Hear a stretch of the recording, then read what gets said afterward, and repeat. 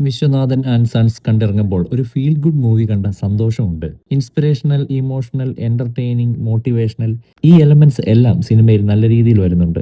ഏറ്റവും പ്രധാനമായി ഇടയ്ക്കിടെ നമ്മളെ ചിന്തിപ്പിക്കുന്ന കുറച്ച് നല്ല മെസ്സേജും സിനിമ നൽകുന്നുണ്ട്. അഭിനയത്തിന്റെ കാര്യത്തിൽ എല്ലാവരുടെയും പെർഫോമൻസ് വളരെ നന്നായിരുന്നു. പ്രത്യേകിച്ച് മമിത ബൈജു വളരെ നന്നായി ചെയ്തിട്ടുണ്ട്. സിനിമയിൽ ഒരു പട്ടാമ്പൂച്ചിയെ പോലെ മമിത പറന്നു നടന്നു. അത്രയ്ക്ക് നാച്ചുറൽ ആയിട്ടാണ് ഇമോഷണൽ മൊമെന്റ്സും അതുപോലെ തന്നെ കഥാപാത്രത്തിന്റെ കുസൃതിയും ഹാൻഡിൽ ചെയ്തത്. അതിൽ ഏറ്റവും ഇഷ്ടപ്പെട്ട കാര്യം അനാവശ്യമായ ക്യൂട്ട്നെസ് വിതറാൻ ശ്രമിച്ചിട്ടില്ല എന്നതാണ്.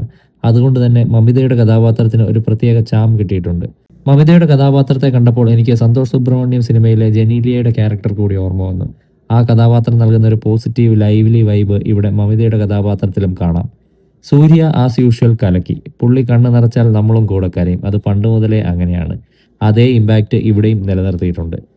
രാധിക, ശരത് കുമാർ ഉൾപ്പെടെ എല്ലാവരും തങ്ങളുടെ റോൾസ് നന്നായി ഹാൻഡിൽ ചെയ്തിട്ടുണ്ട്. ആരും കഥാപാത്രത്തിന് പുറത്തേക്ക് പോയതായി തോന്നിയിട്ടില്ല. നല്ല എന്റർടൈൻമെന്റും എനർജിയും ഉള്ളതുകൊണ്ട് ആദ്യ പകുതി വളരെ പെട്ടെന്ന് കടന്നു പോകുന്നുണ്ട്. പക്ഷേ സെക്കൻഡ് ഹാഫ് എത്തുമ്പോൾ ചെറിയൊരു ലാഗ് അനുഭവപ്പെടുന്നുണ്ട്. സിനിമ കുറച്ചുകൂടി ഡ്രാമാറ്റിക്കായി മാറുകയും നമ്മൾ സാധാരണ ഫാമിലി ഡ്രാമ സിനിമകളിൽ കാണുന്ന ചില എമോഷണൽ സിറ്റുവേഷനിലേക്ക് പോവുകയും ചെയ്യുന്നുണ്ട്. അതുകൊണ്ട് ഫസ്റ്റ് ഹാഫിനെ അപേക്ഷിച്ച് സെക്കൻഡ് ഹാഫ് കുറച്ച് സ്ലോ ആയി തോന്നാം. എങ്കിലും അതുകൊണ്ട് സിനിമയുടെ ഓവറോൾ എക്സ്പീരിയൻസ് മോശമാകുന്നില്ല. സോങ്സ് എല്ലാം തന്നെ നല്ലൊരു ജോളി മൂഡ് നൽകുന്നവയാണ്. പ്രത്യേകിച്ച് സൂര്യ പാടിയ ഗാനം നന്നായി തോന്നി. ബിഗ് സ്ക്രീനിൽ പട്ടാമ്പൂച്ചിയെ സോങ് കാണുമ്പോൾ കിട്ടുന്ന ക്യൂട്ട്നെസ് വേറെ ഒരു ഫീൽ തന്നെയാണ്. ആ സോങ് നല്ല രീതിയിൽ എൻജോയ് ചെയ്യാൻ പറ്റി.